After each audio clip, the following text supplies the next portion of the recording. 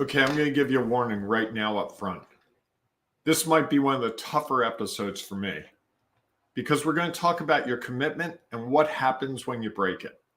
And I'm off the top of my head thinking of about 5 or 6 pretty big commitments I've made that I've broken.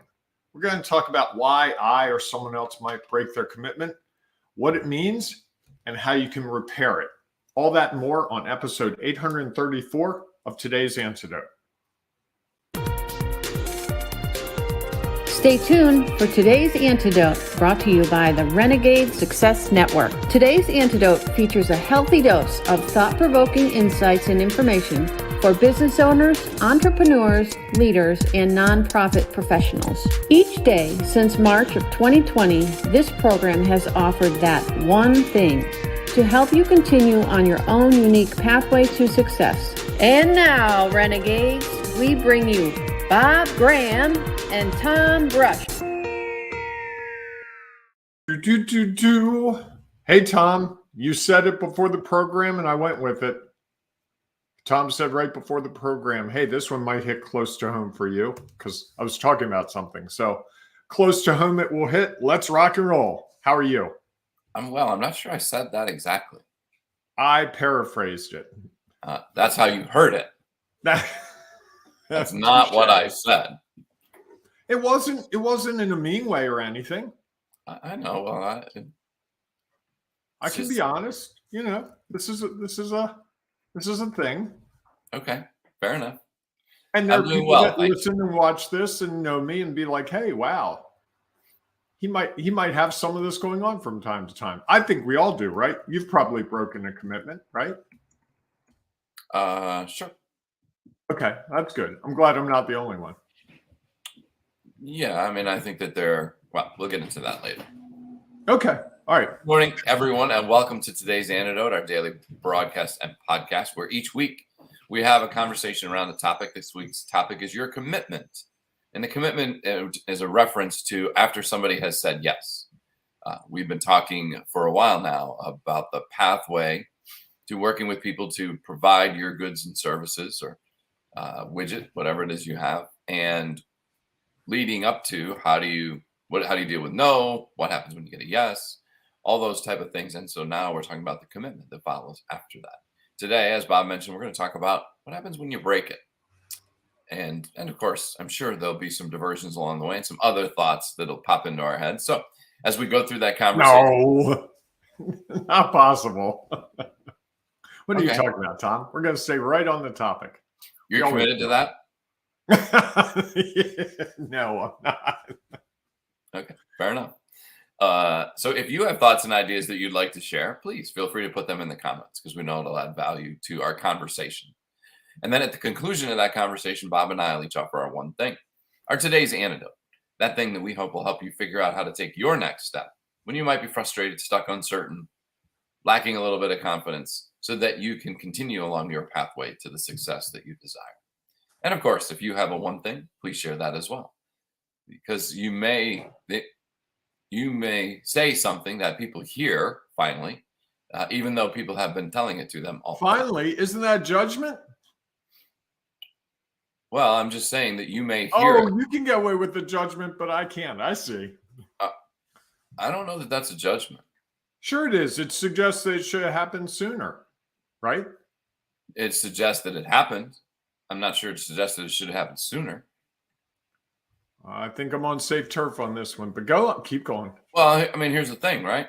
Is that if I say something to you, and I say it over and over and over and over and over and over again, I've been sharing it, and yet you're just not hearing it because maybe it's from me or whatever the case may be, or it's the way that I'm sharing it. Someone else shares the same message. They maybe just say it differently, or because it's a different voice, or they have different influence, that you hear it. And so that you're hearing finally what others have been sharing with you. So finally would suggest that I should have heard it long ago. You're finally hearing this. I've said to you 40 times, which is a judgment. You should have heard it before. I didn't say that I was saying it to them. I was just observing the fact that, in my head, you finally heard that. Interesting. I've been saying that to you for weeks, months, whatever. Okay. All right. So I maybe You it's a agree to judgment. disagree. Maybe it's an internal. I guess it depends. I'm not sure I would ever say that to you. Oh, Bob, you finally heard No, that. but what you said was someone may have finally heard it. Correct. That's judging that they should have heard it sooner. Okay. Right? So maybe They heard it. Yes.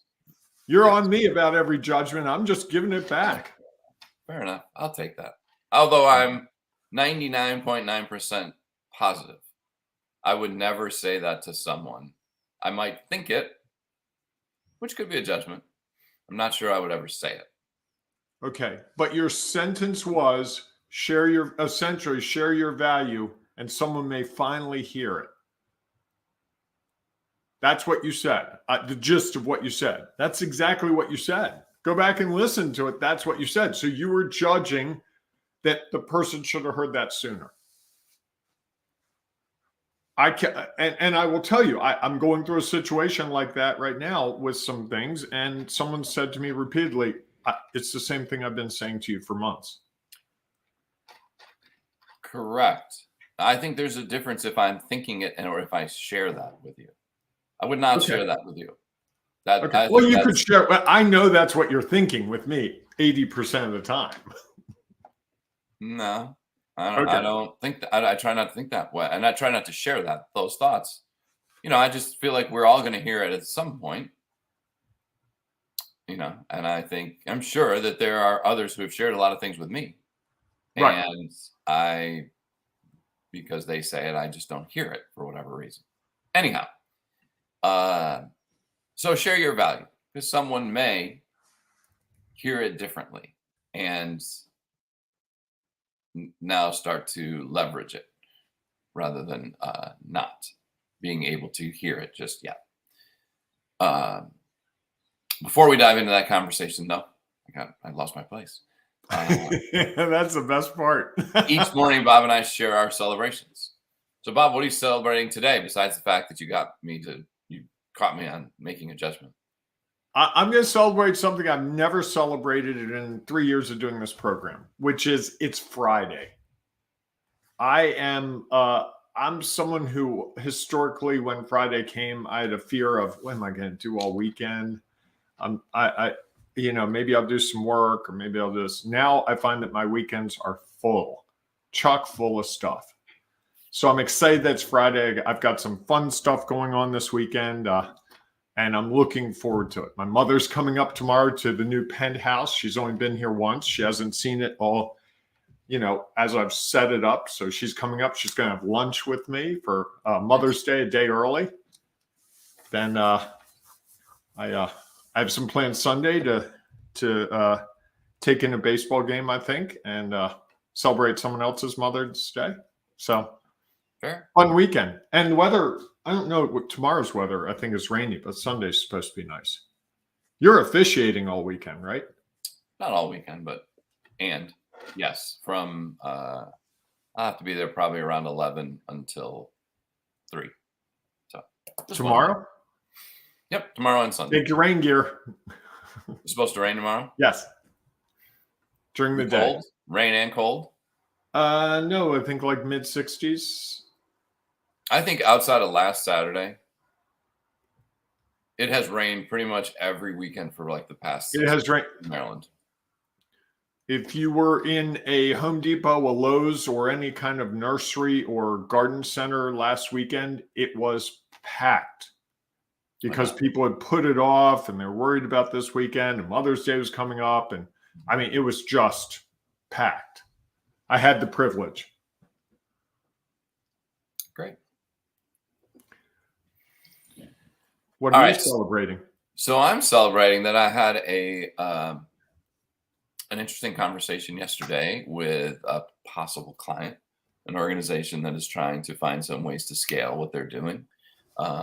And so they're submitting this grant, and part of that grant would be getting support from a consultant to help them figure out how to scale. So it was an interesting conversation with an interesting group, and I'm excited about the potential of it. Awesome. Yeah. All right. Are you ready to dive in? Yes. I feel some scratching in my head coming on. Okay. Shall I start? Sure. So I think one of the big challenges we all face from time to time is we make a commitment. Like I'll give you a commitment I made today. I told you earlier today that I made a commitment to someone last night that I was going to talk to 10 people that I've talked about working with and just checking with those 10 people. You know who you are. If you're listening, you're going to get a call later today. And also talk to 10 people that might be able to help me better figure out how I can reach some different people. And that's my commitment to today. And I have someone who said, when you get that done, send me a text. The reason the person said that to me was that he thought that I had made commitments and not always honored them. And he said, you're really good at coming up with the excuse. He's like, you are so good. Everything there's an excuse. I said, well, all right, you're right. That's fair. And I'm going to do this. And I think that's what we do is we break the commitment. And when we break a commitment to ourselves, it tends to be something where we can explain it away. Well, I really had a busy week. I didn't get a lot of sleep last night. The weather was so good. Or, the UPS guy came and I started talking to him for a while and I just couldn't get these things done. And I think that's one of the things that has stood in my way at times in my career. And I think it's often the thing that stands in the way of other people accomplishing what they're trying to do. It's the way to save us from being uncomfortable. Because it's one of the ways. If I do the things that I have committed to doing today, my business could grow. And that's great. I say that's what I want. I believe that's what I want. But it also means I move into a land of discomfort because as my business grows, new challenges come on. And I think sometimes my head goes, if I stay in this safe place, things will be easier. Am I making any sense at all? Yeah, I'm not judging that. Okay, no, I just, if it's not like I'm trying to make sure the logic is working. Yeah. Because I don't think we think about why we don't honor our commitments, why we break our commitments. I think sometimes it's like, well, I set this goal and it was really crazy and I knew I was never going to reach it. And I think that's what I've certainly told myself that.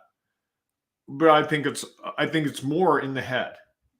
Because I've talked to people who have what I would describe as insane goals and they achieve them.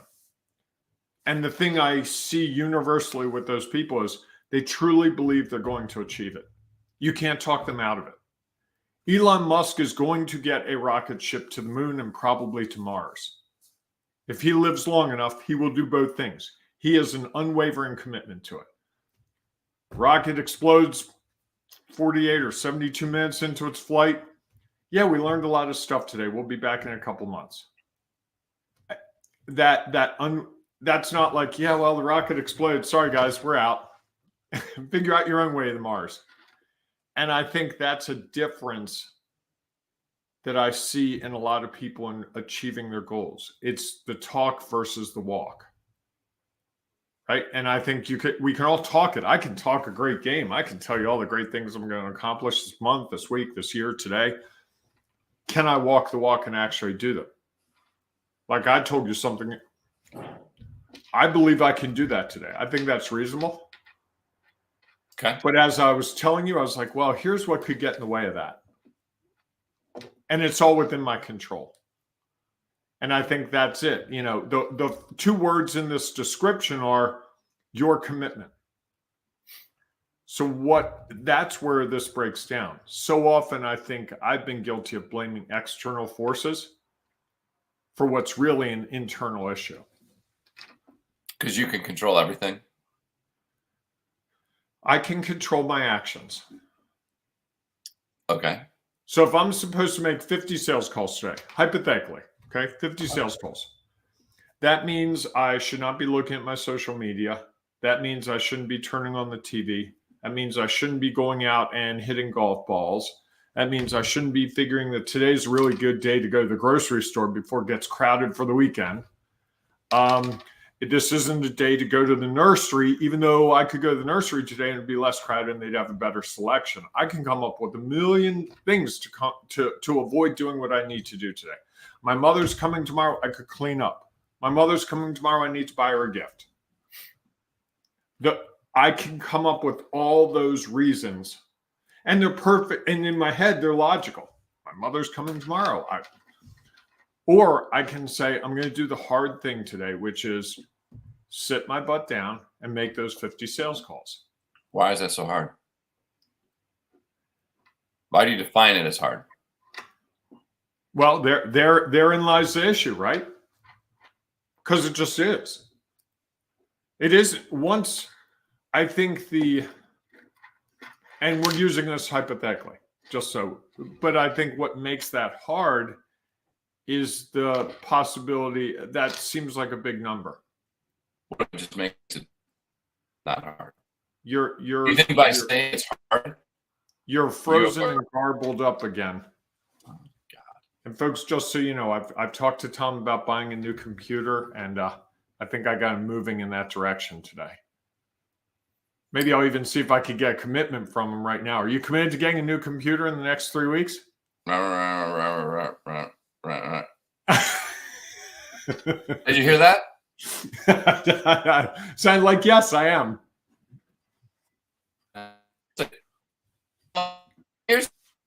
You're freezing and garbled again. So we can't hear you at all now. So the great thing about when Tom and I thought Tom would buy a computer by now, because the great thing about this for me is now I can say whatever I want and he can't challenge me. So I can use all the judgment words I want. I can talk about, it's really easier, it's really difficult, and he's powerless to do anything because he's not, I'm in control of this whole situation. So now he's back. Hey, you're back, Tom. What's going on? We were just having a little talk, the audience and me. I can still hear you. I know. That's what makes it fun. Well, what I was trying to say was, you defined those 50 calls or whatever the number is as hard. Okay. Do you think that has an impact on why you may or may not make them? 1,000%. That's what I'm saying about the mental game here. Oh, is it mental, or is it the words you choose to use? That's mental to me. Okay. Right? The words I choose is in my head. How I talk to myself is in my head. I can say to myself, wow, I get the privilege of making 50 calls today. I could potentially help 50 people today. How great is that? That is how blessed am I to be in a place in my life where I can help 50 people today, and no one can stop me from doing that. Or I can go, I got to make 50 sales calls. Jeez. So why don't you? I never thought about it that way until right now. I literally and now that excites me.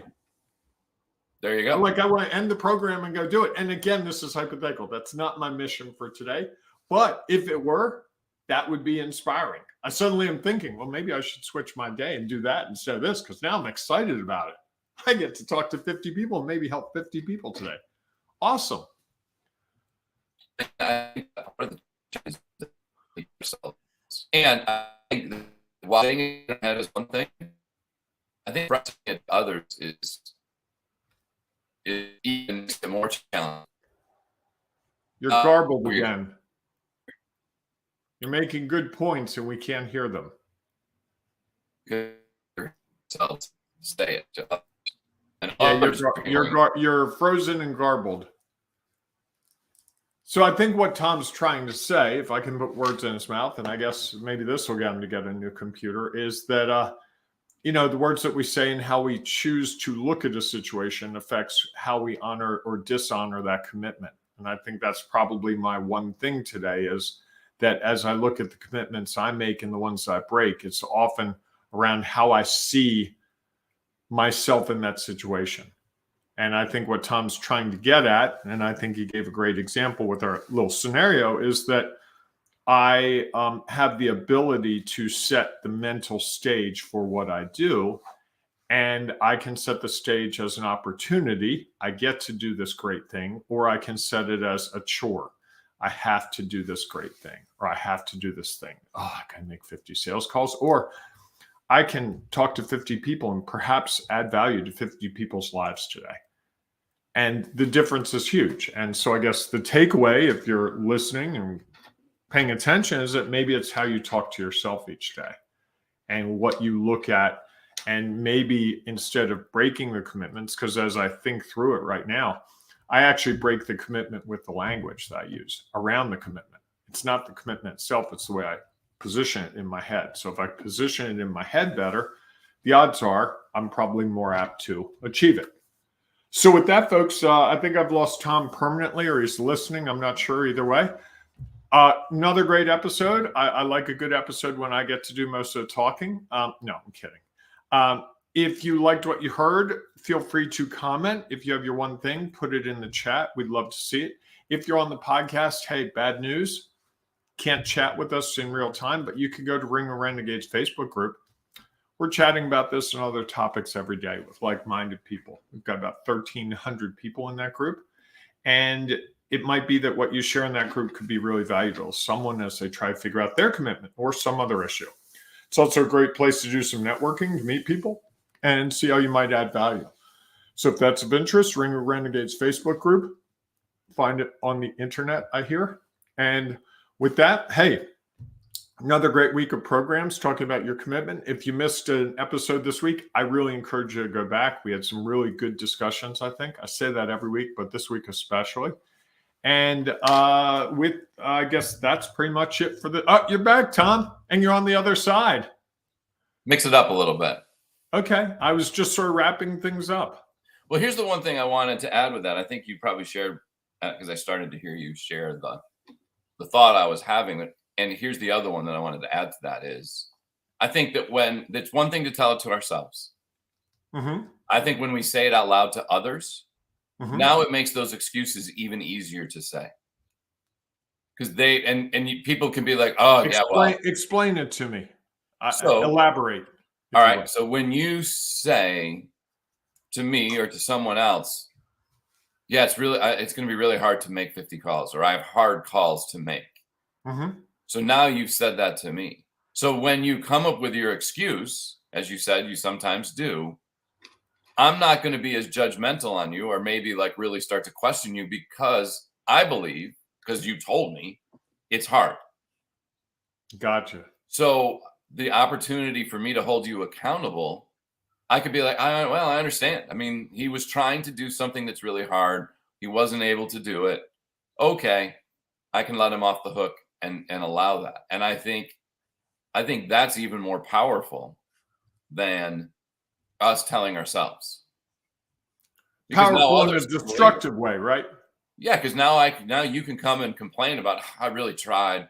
It was really hard. All these other things kept coming up, and I can be like, well, it's okay. You tried. That's what matters. You made an effort to it, and I will now, especially if I'm someone who cares about you, I will now let you off the hook. If I was your business coach, or maybe this person who gave you this challenge today, I'd be like, really, Bob? That's exactly how it went over dinner last night. It was really, you're gonna. That's not going to work with me. And I think those are the challenges that we often face. Is we can say things to those around us, and because they care about us, they believe us. They believe, yeah, I can see. I'm not sure I could make 50 phone calls and talk. And they also don't press us. Yes, they are not going. They want us to be. They want to be supportive of us, and so they can be like, "Yeah, I feel for you. I understand how hard work is. I understand how challenging it can be to reach out to people. How nervous it might make you.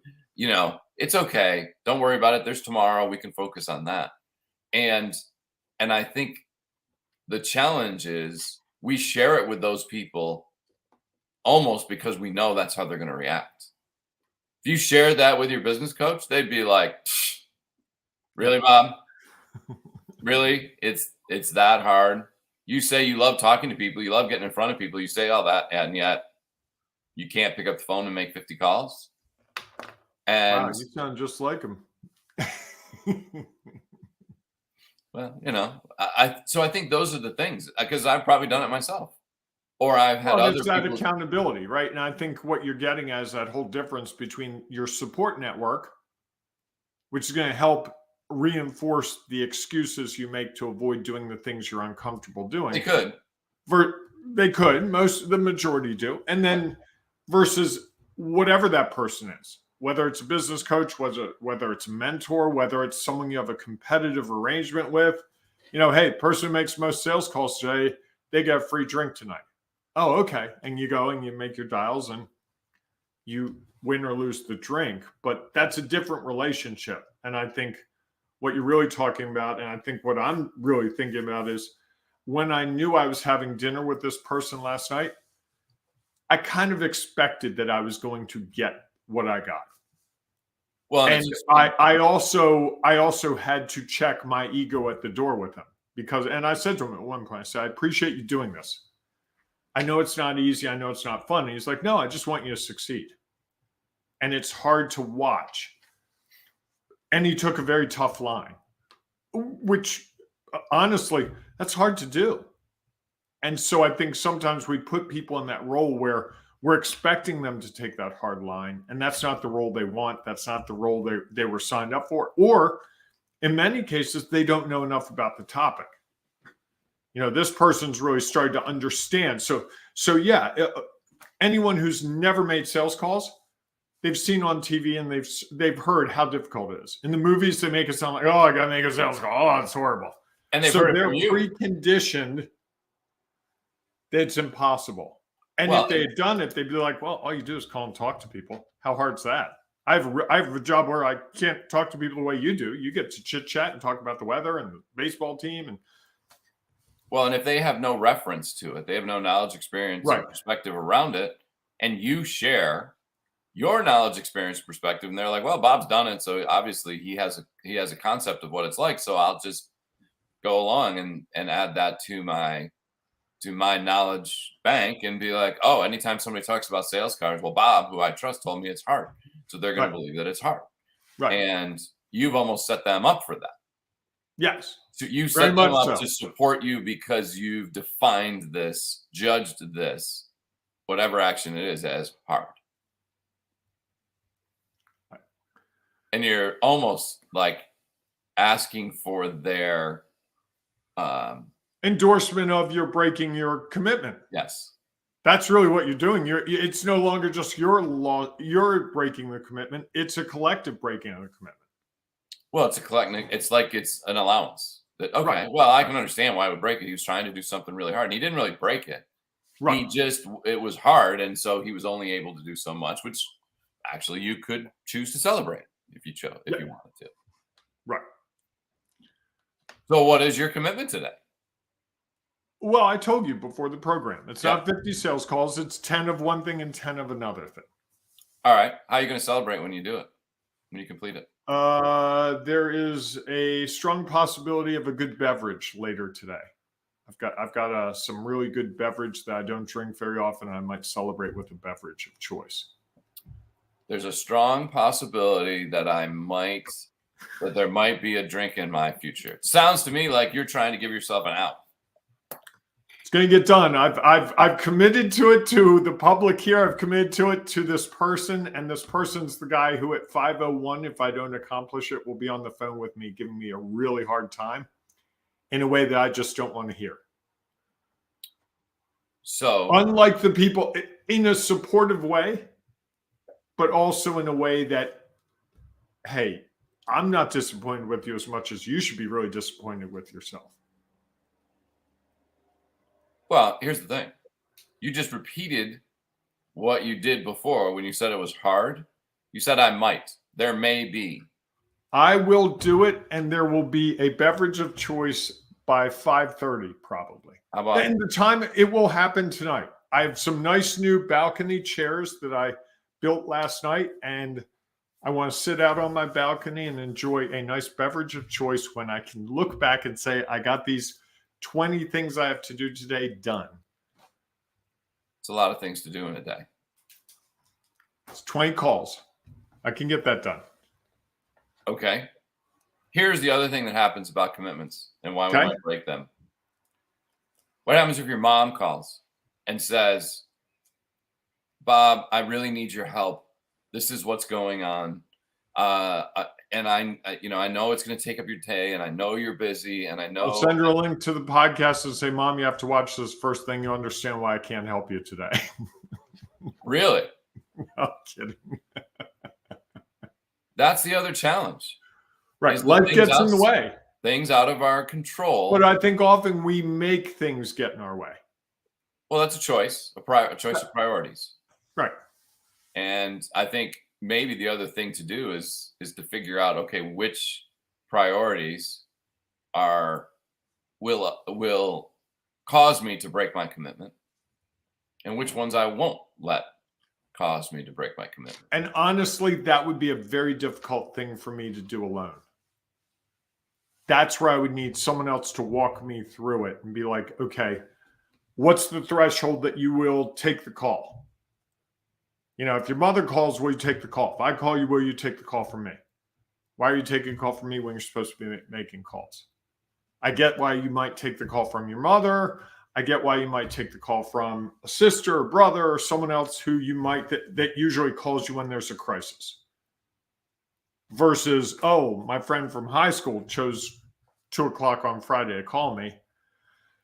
I could answer that, or I could be like, let's let that go to voicemail because I'm trying to accomplish something that I set out to do. But I find that very hard to mediate for myself. I'm not able to impose that level of accountability on myself. So much so that I made the commitment to someone last night, and I put it on here, knowing full well that someone at 5:01 might text me if they watch this and say, hey, just checking in. I saw the program today, saw what you were talking about. Are you sitting out on your balcony drinking your beverage? Did you accomplish your goal? So I've raised the bar on the accountability. Okay. Because that's what I need to get it done, honestly.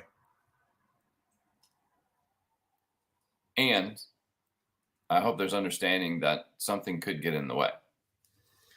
I think I am all too good at finding something to get in the way.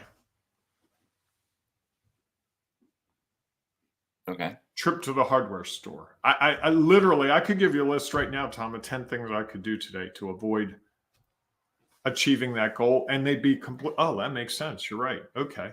Oh, well, here's the other thing is I think the benefit of doing that exercise with someone else is they can help you find solutions that those things can't get in the way. Correct. That has been one of the most valuable parts of coaching for me.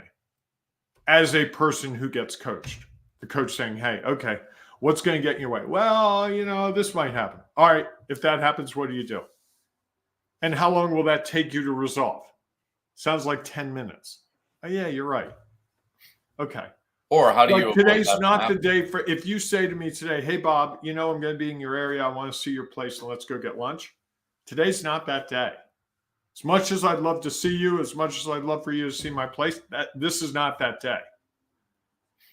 And I think I have new clarity around that now in a way I didn't have a couple of days ago, because I think if it were 2 weeks ago, I'd say, yeah, you know what? Sure. Come on over, Tom. Let's kill the afternoon.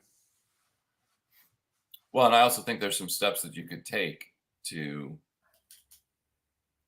help avoid some of those things. And if you're someone who wants to know what those steps are, hey, here's the beauty of it. Tom and I know how to help you. I'm really good at helping other people with this because, well, as you can hear, I'm good at causing it. So because I can cause it, I know how to get out of it. For others. You know how to help others. Yes, that's it. I can see your forest. I cannot see my trees. Fair enough. So what should they do if they're struggling with that and they want help with that? Hey, reach out, find Tom or me. Let's chat. Let's talk about it. Seriously, let's see how we can make you feel good about achieving the goal you're trying to achieve. Even if it's something as simple as, I have to write an email today that I'm really struggling with. It could be that simple. It's not always these big Herculean goals that we have to accomplish. Often the things that stop us, for me, are things that look daunting, but when I start to have them break it down into little pieces, like, oh, well, okay, I can do that. I can do that. Like, I don't know, making these 20 calls, I can tell you how I could break it down. First thing is I make the first call. What's the best way to eat an elephant? One bite at a time. Not at all. Why would I want to eat an elephant? My girlfriend held a 200-pound snake at her school the other day. She was holding it with a couple other people. She was telling people about this at a networking thing. And someone asked her, well, what does that snake eat? Don't share that. People don't really want to know what that snake eats. And once you told me, I was like, okay, did I need to really know that and have that imagery in my head? You can go Google it if you want to know what a big snake eats. Reach out to me and I'll tell you. I don't have video of it eating that. Well, and here's the other thing that I think, and this might be my one thing. Okay. Is when you break commitments, as we all inevitably will, intentionally or unintentionally, find a way to learn from it rather than judge it. Because if you judge it, I don't think that's going to help you. You're going to get stuck in it and you're going to likely continue the situation. Oh, I shoulda, coulda, woulda, blah, blah, blah, whatever. Just beat yourself up. There's 3 quick questions that you can ask. And if you want to know what those are, send me a message. I'm happy to share those with you. I usually would share it right away. And yet, you know what? It's Friday. I'm going to hold it off a little bit. You want to know? Reach out to me. I'll just share them with you. I'm not going to pitch you on anything or do whatever. I just curious about who wants to know about those 3 questions. I like that. They're great. They're awesome. They're worth the reach out. There are 3 questions. I bet Tom will even let me, if you reached out to me, you're more comfortable with me. I can't imagine why, but if you are, I'll even share them with you. I won't make you have to talk to Tom. They are impactful. Yes. And universally useful. It's not a one and done. You could apply them to almost every situation. Almost? I think every situation. Yeah, you're right. They are universal. They work with everything. They are. All right, everyone. If you have your one thing, please feel free to share it in the comments. I said this already. Oh, did you? Oh, okay. Yeah, back about 12 minutes ago when you were out. So probably no need to go through it again. I think this is where you say, enjoy the weekend, everyone. And then I go, embrace renegading you. And then you go, we'll see you soon. You want to do that? So I'm going to say, thanks so much for being with us today. We look forward to seeing you inside our Ring of Renegades Facebook group if you're not yet a member.